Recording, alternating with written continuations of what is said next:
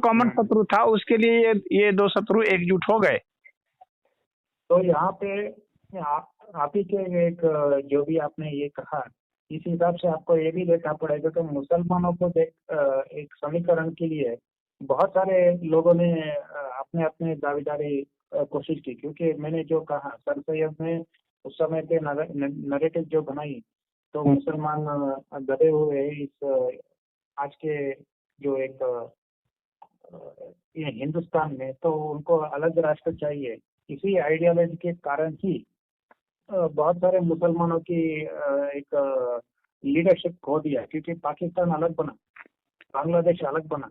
हाँ, यहाँ पे वो तो उनको हर समय राज चाहिए।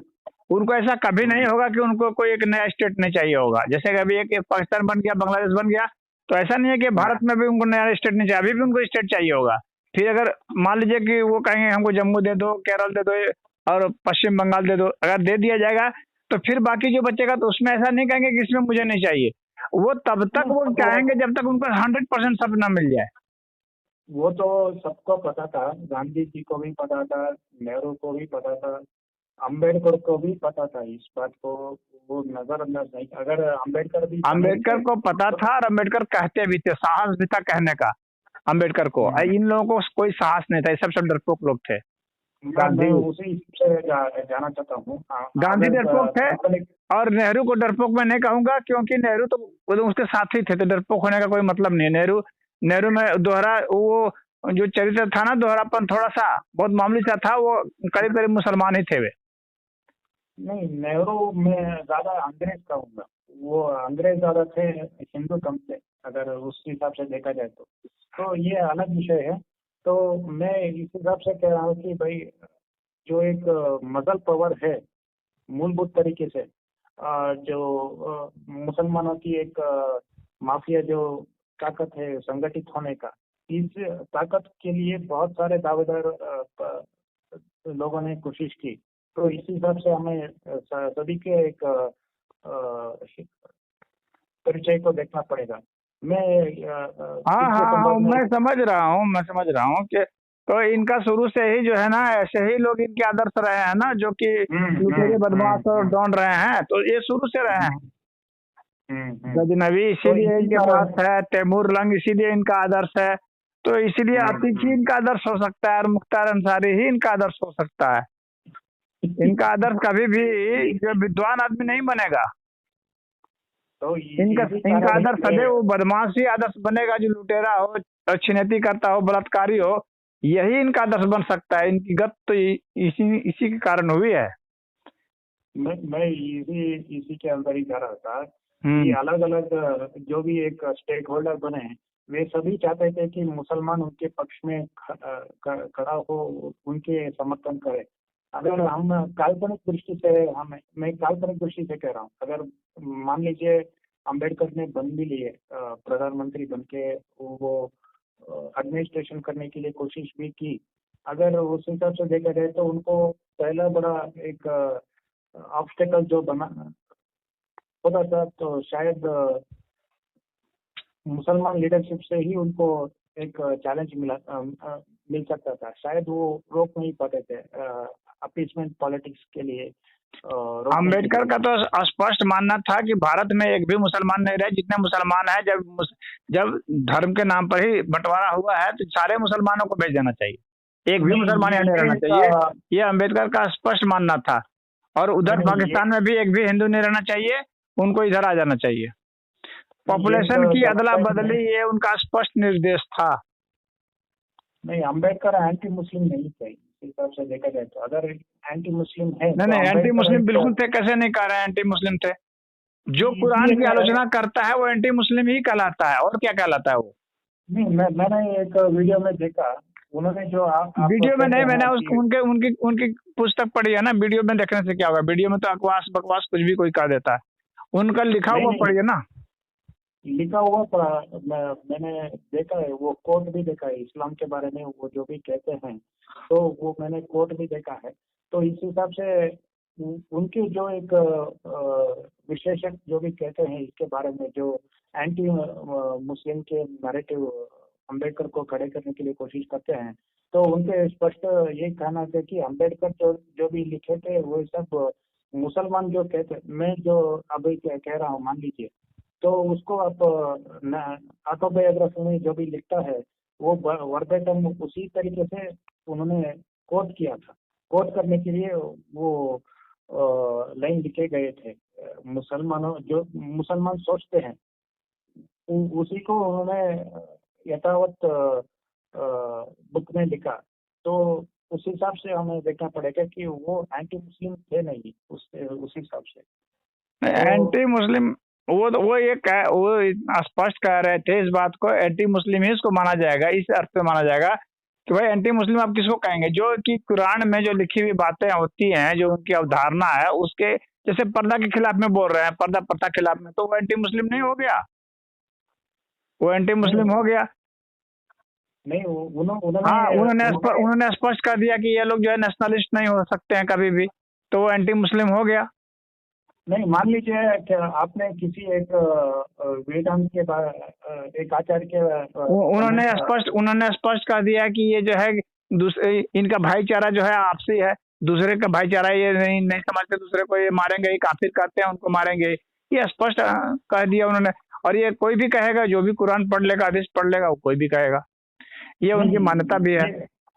नहीं, मैं इस हिसाब से नहीं कर रहा हूँ कि आप अगर मान लीजिए आपके चर्चा किसी एक सन्यासी के एक साथ हो रहा होगा, तो जो भी एक उन्होंने कहा उसको आप कोट करेंगे ना। अगर आप किताब लिख रहे हैं, किसी साधु महात्मा के साथ ऊपर लिख रहे हैं, तो उनको उन्होंने जो भी एक कहा था उनके यथावत शब्द को आप उतारेंगे ना किताब में।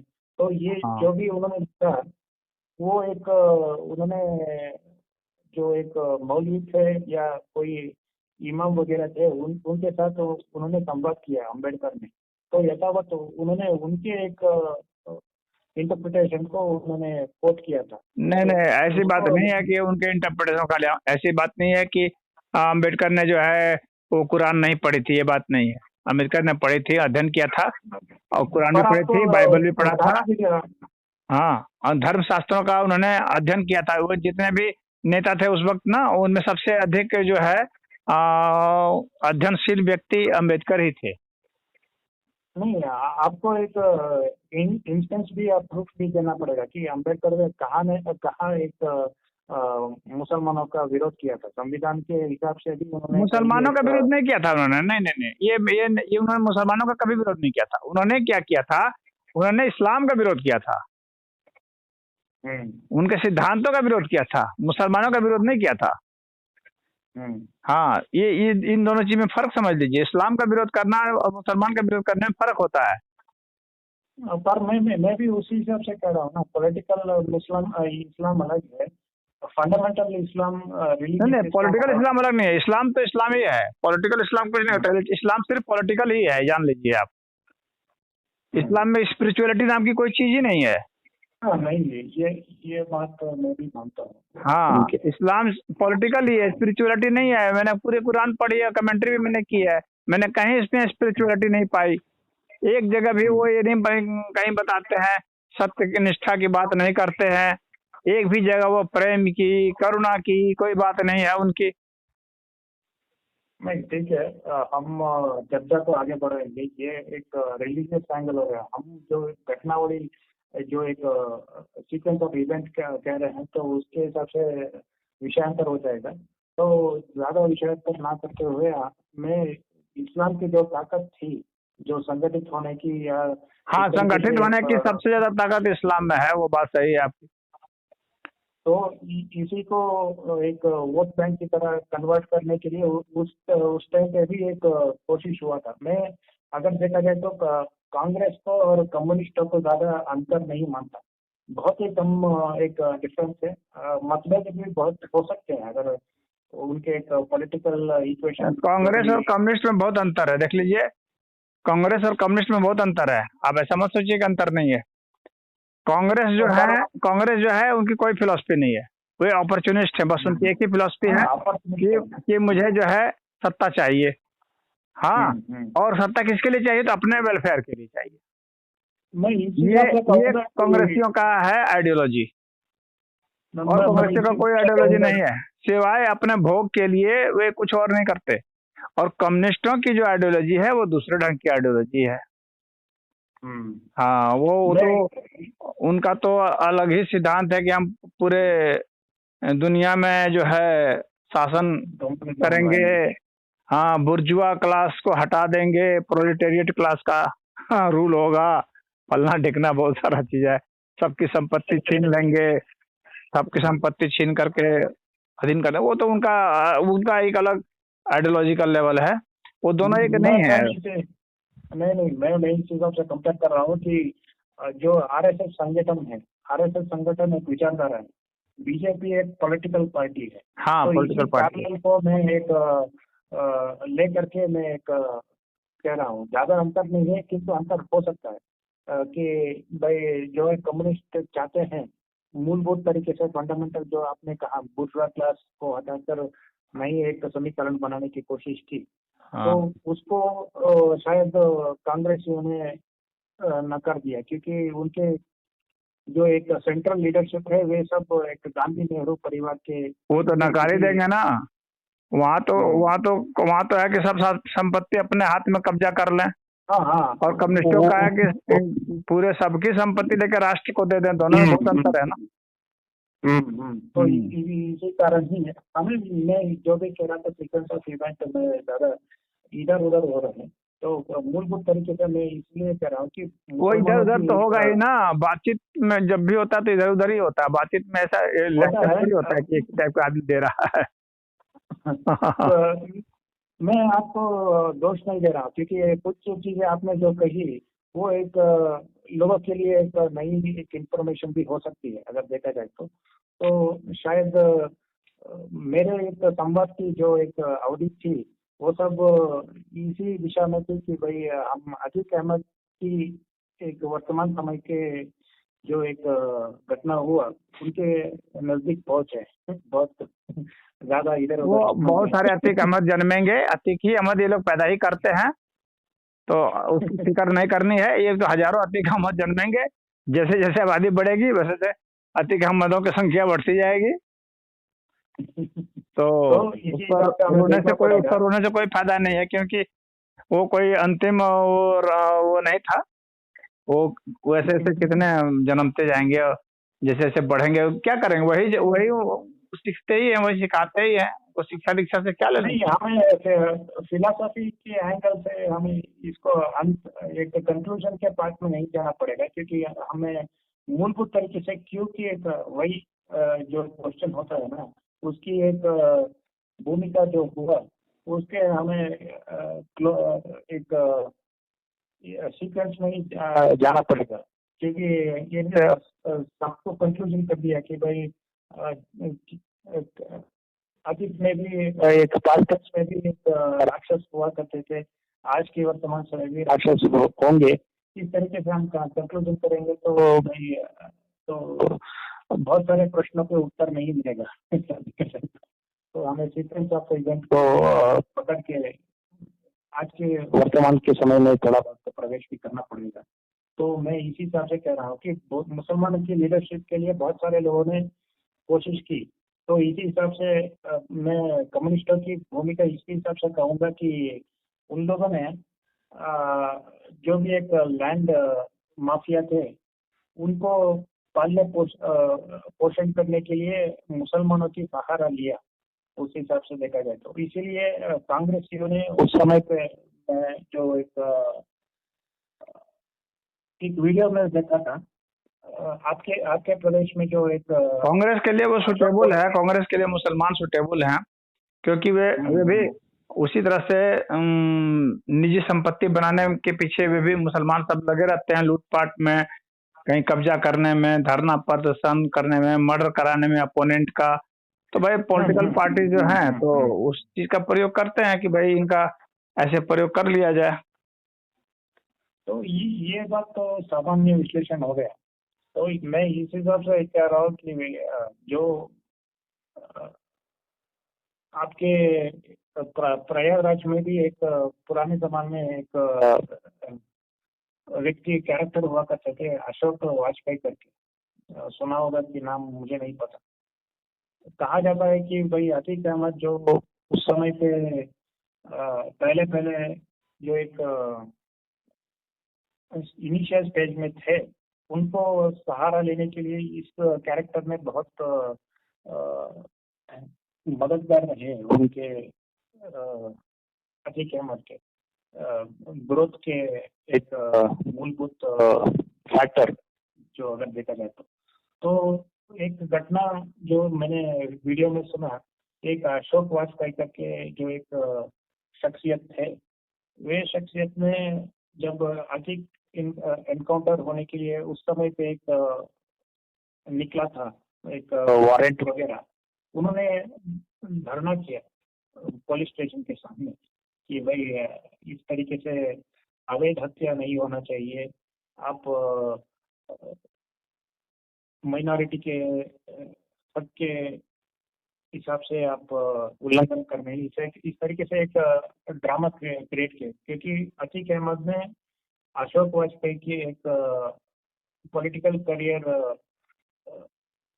कंट्रोल करने के लिए, या जो भी हो, एक वोट बैंक बनाने के लिए उन्होंने म्यूचुअली एक हेल्पफुल रहे हैं। अगर देखा जाए तो उन्होंने एक दूसरे की मदद किया, अगर देखा जाए तो इस हिसाब से अगर देखना पड़ेगा कि नेता जो है माफिया को पोषण इसलिए करते हैं कि देखिए, नेता भी राक्षसी होता है। नेता भी राक्षसी होता है। हाँ, बस ये है कि एक राक्षस है, एक जो है सुपर राक्षस है। वो तो है ही। वो इसी कारण से हमें अतीत पे जो उस टाइम पे एनकाउंटर हो, जो भी हो सकता था, उनको रोकने के लिए ये कैरेक्टर ने बचाव करने के लिए कोशिश की, किंतु इनके जो एक बाद में जो हुआ, इनके भी दुश्मन बन गए अतीक अहमद, तो इनको भी खत्म कर लिया। आपने ये कहानी सुना होगा कि नहीं सुना? मुझे नहीं पता। अशोक वाजपेयी सुना होगा क्या? ये नाम आपने प्रयागराज में किला पर। वो मैं इतना जानता हूँ कि जितने भी बदमाश बढ़ते हैं वो पुलिस की सहायता से बढ़ते हैं, नेताओं के प्रश्रय से बढ़ते हैं, प्रशासन के सहयोग से बढ़ते हैं। जितने भी इस देश में कांड हो रहे हैं, चाहे हथियार के हो रहे हैं, चाहे ड्रग्स के हो रहे हो, चाहे कोई भी कांड हो रहा है, वो सब इन्हीं लोग के सपोर्ट से होता है। अब उसमें कौन व्यक्ति आ जाता है, एक व्यक्ति, वो नाम कुछ मायने नहीं रखते हैं, पात्र बदलते रहते हैं, सिस्टम वही रहता है। नहीं, ये तो एक प्रोसेस बता दिया आपने। प्रोसेस तो अतीक अहमद ही क्यों, अगर देखा जाए तो कोई एक दूसरा खान क्यों नहीं हुआ? तो एक क्या मुख्तार अंसारी नहीं है क्या? नहीं, उसको भी एक बिहार में शहाबुद्दीन नहीं था क्या? हाँ, लालू प्रसाद नहीं किया। तो ये तो पैदा होते रहेंगे, ऐसा थोड़ी है कि ये खत्म हो रहे हैं। नहीं, ये एक अतिक का एनकाउंटर हुआ तो 4 अतिक पैदा होंगे। तो हमको एक इस बैकग्राउंड में देखना पड़ेगा कि ये सब हुआ कैसे। एक तो मैंने कारण बता दिया, आपने भी एक कंक्लूजन निकाला कि जो भी नेताओं की एक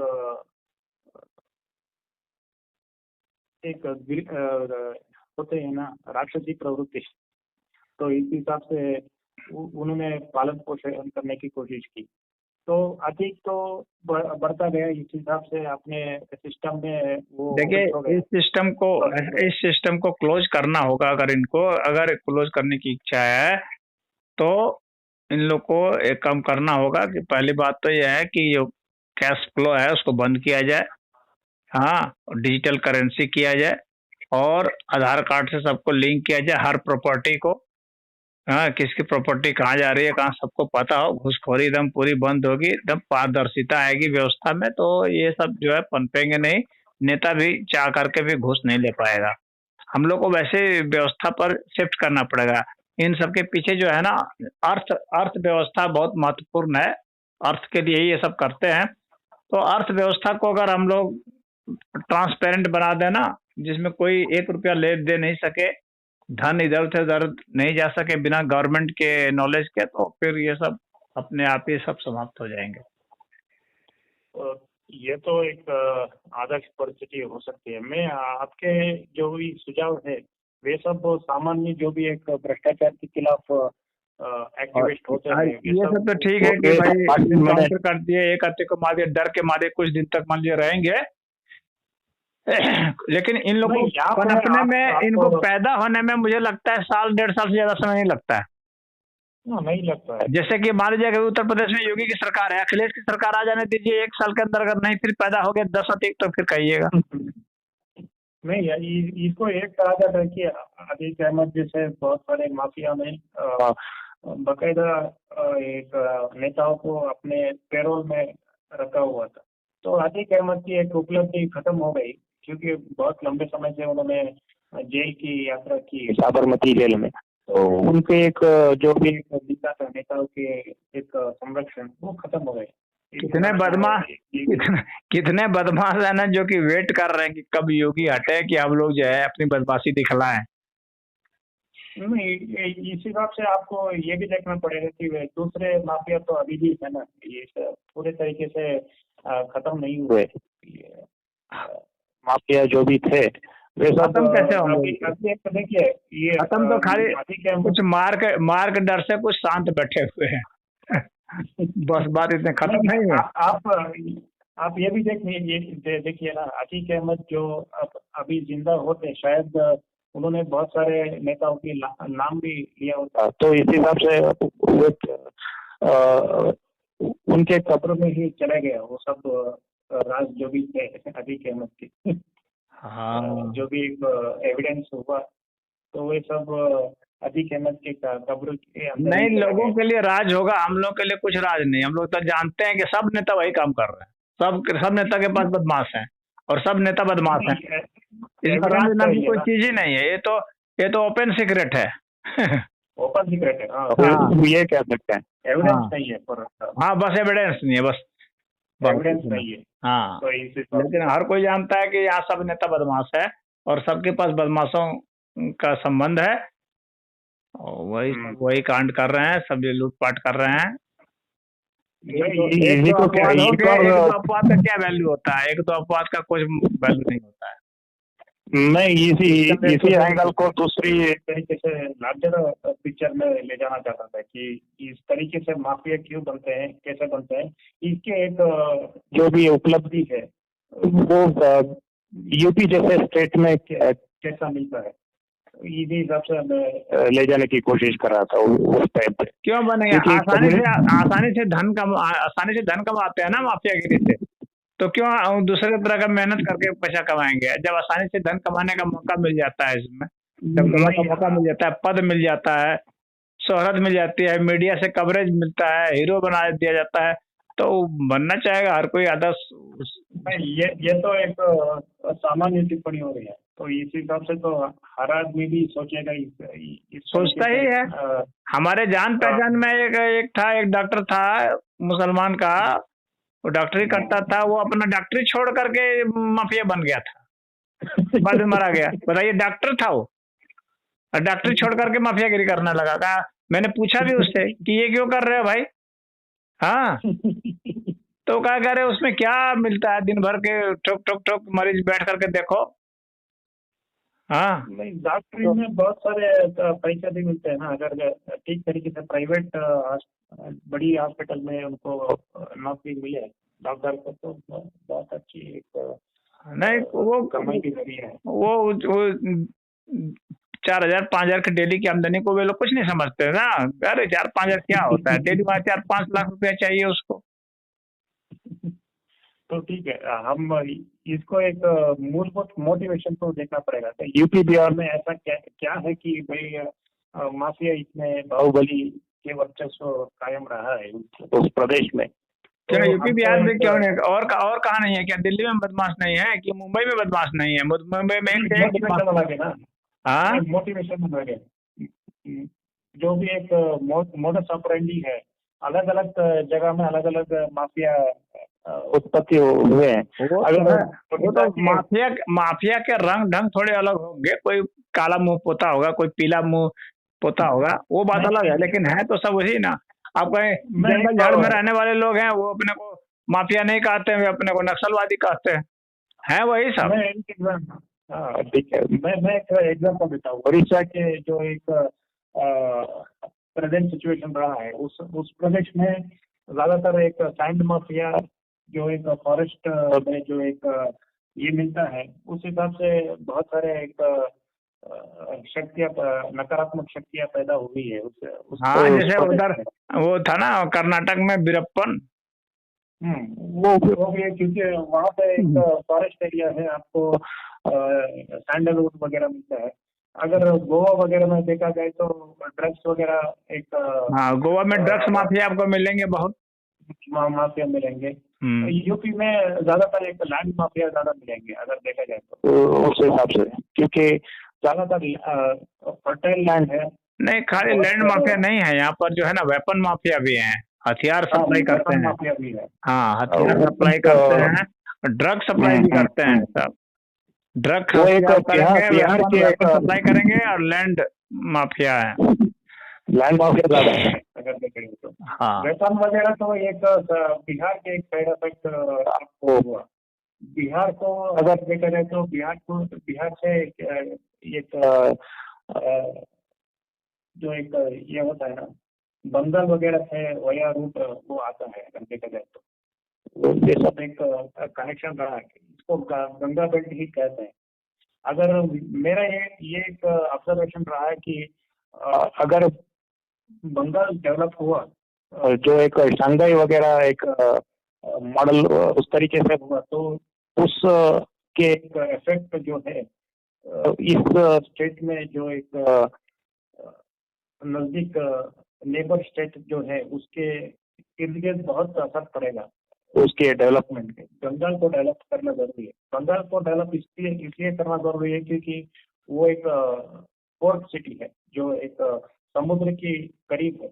अगर यूपी बिहार वगैरह आपको जाना पड़ेगा कि एक्सपोर्ट इंपोर्ट जो भी एक विदेश से करना हो, तो आपको उड़ीसा और जो एक बंगाल है उसके एक सी साइड को आपको डिपेंडेंट ज्यादा होगा। ईस्टर्न साइड ऑफ जियोग्राफी है, उस साइड से आपको इंपोर्ट एक्सपोर्ट करना पड़ेगा, जो भी एक हाँ उधर होता है, उड़ीसा से भी होता है, वो चेन्नई वगैरह से होता है, विशाखापट्टनम से होता है। तो वो सब एक डेवलप सिटी है अगर देखा जाए तो। चेन्नई बहुत ही डेवलप सिटी है। दूसरों के मैं इस हिसाब से नहीं कह रहा हूँ कि यूरोप वगैरह के कंपैरिजन में बहुत कम है, किंतु जो भी एक कंपैरिजन करेंगे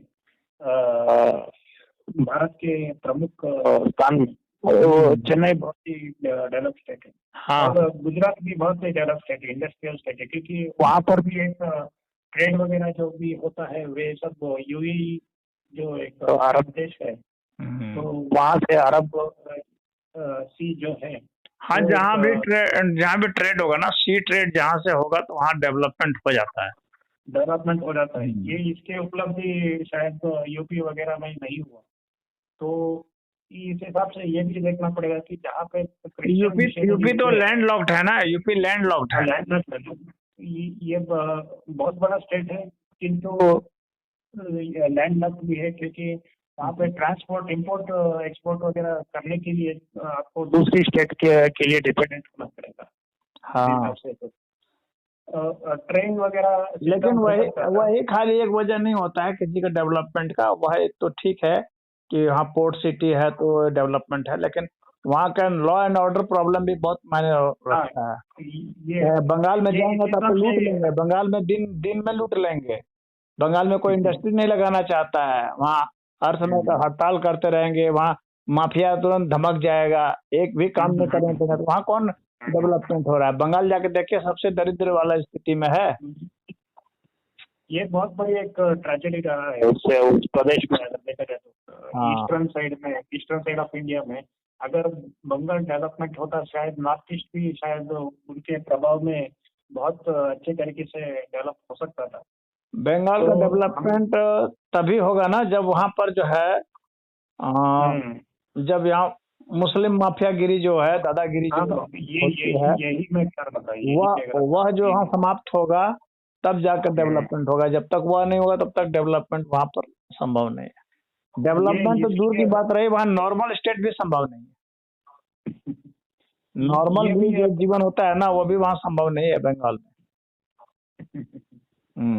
ये बहुत बड़ी एक जो एक पजल है और पहेली में आपका। और यूपी में क्या है, यूपी में अब जो जितने भी उद्योगपति हैं, व्यापारी हैं, सब सुरक्षित महसूस करते हैं, क्योंकि यहाँ गवर्नमेंट ने इतना जबरदस्त वो नकेल कस दिया है ना कि सभी लोग यहाँ सुरक्षित महसूस कर रहे हैं। इसलिए बहुत जगह से आ रहा है, इन्वेस्टमेंट आ रहा है यहाँ यूपी में, लग रहा है।